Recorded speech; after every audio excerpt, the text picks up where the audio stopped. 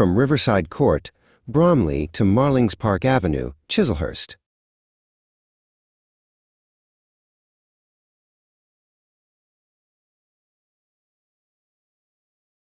In the heart of old Bromley, where the asphalt is hot, stood Flat 7 Riverside Court, a cramped, tiny spot.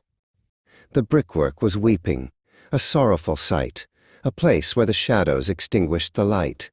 14 Vincent Close was the address they gave, but for Dr. Jimmy and Pula it felt like a cave. The air was abysmal, quite pungent and thick, with a scent of old bins that made everyone sick. The cacophony outside was a deafening roar, with sirens and buses right outside their door. Jimmy sighed as he looked at the gray, peeling paint. His patience was testing. His spirit grew faint.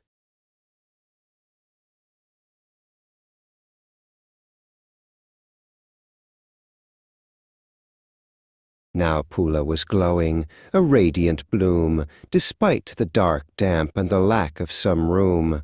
She was pregnant with twins, a double surprise, with love in her heart and hope in her eyes. Her glasses would glint in the dim, dusty glare, as she dreamed of a home with much cleaner air. "Bele, Jimmy," she whispered, her voice like a song. "This flat is too small. We have stayed here too long. The sibilance of traffic, that hiss, and that hum, exacerbates headaches for this tired mum." She smoothed down her dress of a deep rosy pink as dishes piled high in the narrow, cracked sink.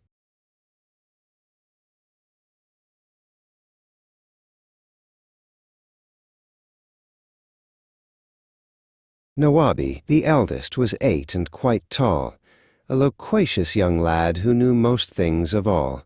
With spectacles perched on the bridge of his nose, he'd lecture on science and how the wind blows. "This flat is an oxymoron," he said with a grin, "a spacious cupboard where we're all tucked in." He was wise past his years, with a vocabulary vast, hoping the move would come quickly and fast. His words were a torrent, a flowing grand stream, describing the house from his every night's dream. "The juxtaposition of us in this space is a literal joke. Look at this tiny place."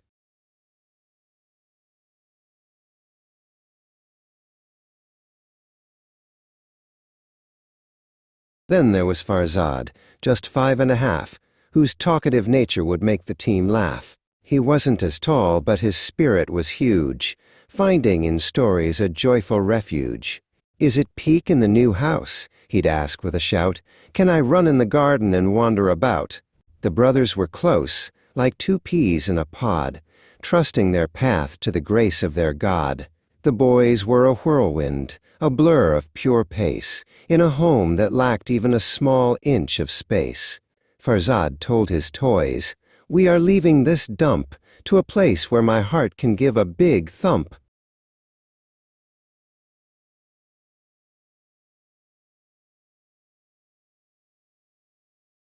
At Hillside Primary, the bells gave a chime, marking the end of their southeast school time. The playground was vibrant, a cultural mix, where children of all kinds would play with their sticks.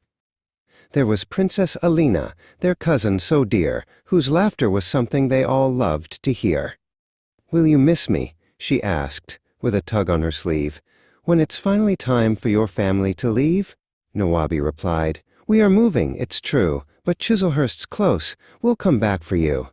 The sibilant whispers of kids in the hall echoed the news.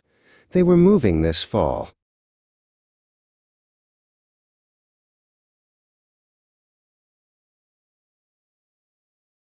Dr. Jimmy from Tabriz was clever and kind, with the sharpest of wits and a medical mind. He'd come from the mountains of Iran so fair to find a new life in the London town air. He worked through the nights, saving lives with his skill, with a steadfast resolve and a powerful will. "Gorbanot," he'd say to his wife every night, "I'll find us a manor that's bathed in the light." He looked at the map, at the Chislehurst trees, where the leaves danced and swayed in the Kentish soft breeze. "No more of this grime, no more of this smell. A grand Marlings Park house will serve us all well."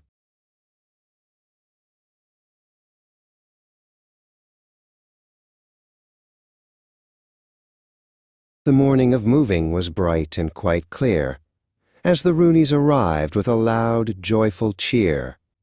Sid was a giant with arms like a tree, and Lorna was fast, moving boxes with glee. Their white Ford Transit, a 2006, was ready for furniture, mirrors, and sticks. "Don't worry, Dr. Jimmy," Sid shouted out loud as he lifted a sofa and looked very proud. The van was a beast, a white metal soul, ready to play its transitional role. They hauled out the boxes with ultimate zeal, turning the dream into something quite real. Pula moved carefully, guarding her bump, as the movers gave every big table a thump. "Be careful with that," she would warn with a frown. "That's our Iranian tea set, the best in the town." The samovar sparkled, a silver-hued prize, reflecting the hope in the boys' happy eyes. They packed up the prayer mats, the spice, and the grain, knowing they'd never see Bromley again. The flat was now empty, a shell of a place, leaving no trail and leaving no trace. "Kodafez," said Pula, "goodbye to the gloom. We're going where roses and lavender bloom." The Ford Focus sat in its 2007 black, with a boot full of bags and a rack on the back. Jimmy checked the oil and he checked every tire, with a heart that was burning with hopeful, bright fire. "Climb in," he commanded. "The journey begins, a new life for us and the soon-to-be twins." Farzad jumped in back with a joyful "vroom vroom" as the engine dispelled all the lingering gloom. The car was a chariot, sleek and so dark, ready to carry them to Marlings Park. The pathetic fallacy of the sun's golden ray smiled on the family this wonderful day. They drove past the markets, the bustle, the crowd, where the southeast Londoners shouted out loud. "Safe, bruv?" called a neighbor as they rolled away, a typical end to a Bromley town day.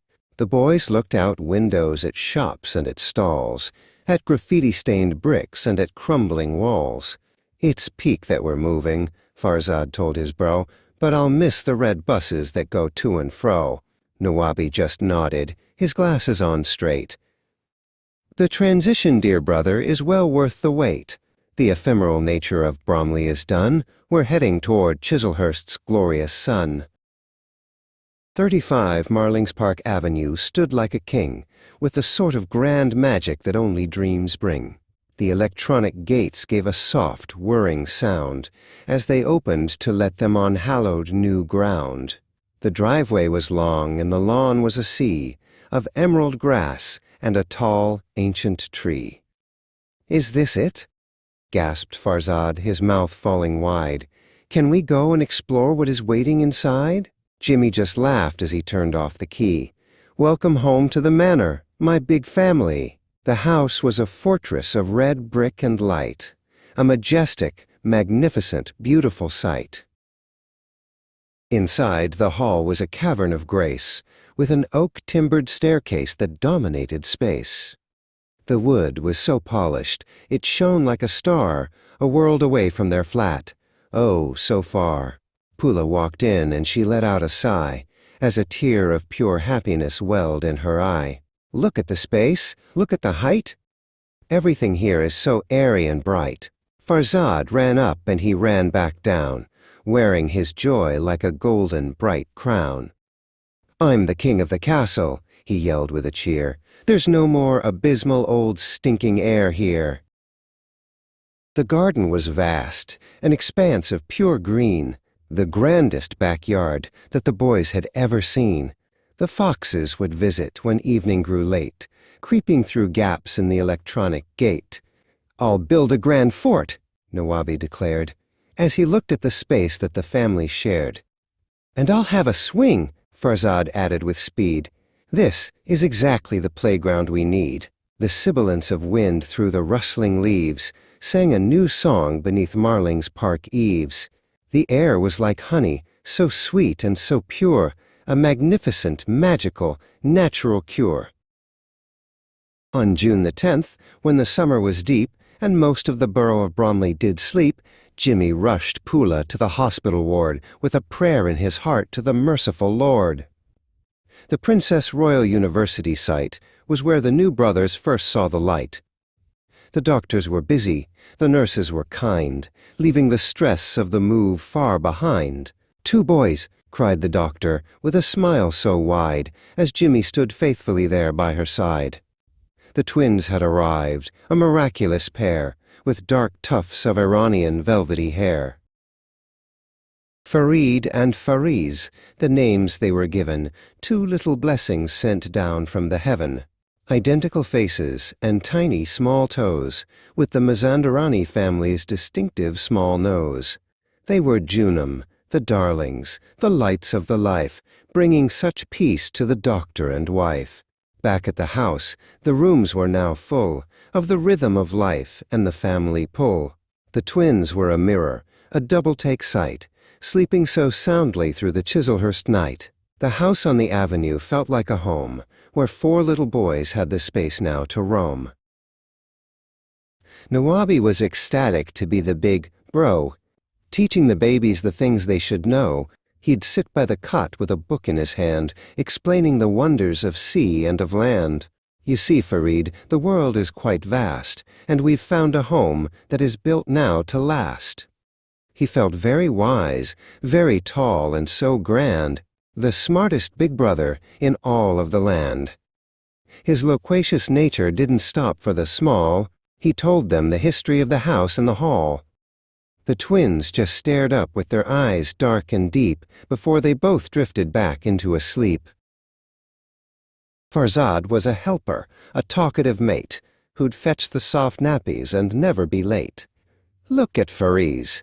He is smiling at me. He's the happiest baby that I'll ever see." He'd sing them a song about cars and about planes, and how they were lucky to miss the south rains.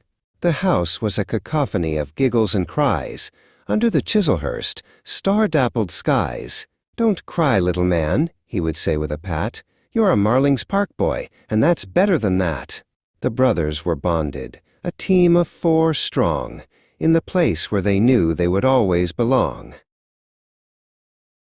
To celebrate moving and the twins being born, two new little pets arrived one sunny morn. Snowflake the hamster was white as the snow, in a cage where he'd scurry and run to and fro. Nawabi would watch him with scholarly care, providing him water and plenty of air. "He's a nocturnal creature," Nawabi explained, "a master of exercise, expertly trained." The hamster would wheel with a squeak and a click, learning his new housebound routines quite quick. Snowflake was tiny, a ball of white fluff, who never could seem to get running enough. Then came Glam the goldfish, with scales of pure gold, a shimmering wonder for all to behold. He swam in a bowl that was crystal and clear, bringing a sense of deep calm to the atmosphere. Farzad would talk to him, hour by hour, about every tree and about every flower. "Do you like your new water? Is it better than Kent?" Farzad would ask, wondering where the fish went. Glam would just bubble and blow a small kiss, living a life of aquatic gold bliss. The pets were the cherries on top of the cake, in the beautiful home that they'd managed to make. On the wall by the stairs, where the oak was so bright, Jimmy hung up a photo in the soft evening light.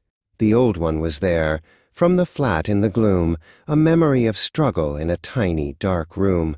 But next to it now was a picture so grand of the Mazandaranis, the best in the land. Jimmy and Pula and the four boys so fair, in the Chislehurst garden with sun in their hair. "We've come a long way," Jimmy said to his wife, "to this beautiful, blessed, and wonderful life. From Riverside Court to the Marlings Park view, a dream for the family that finally came true."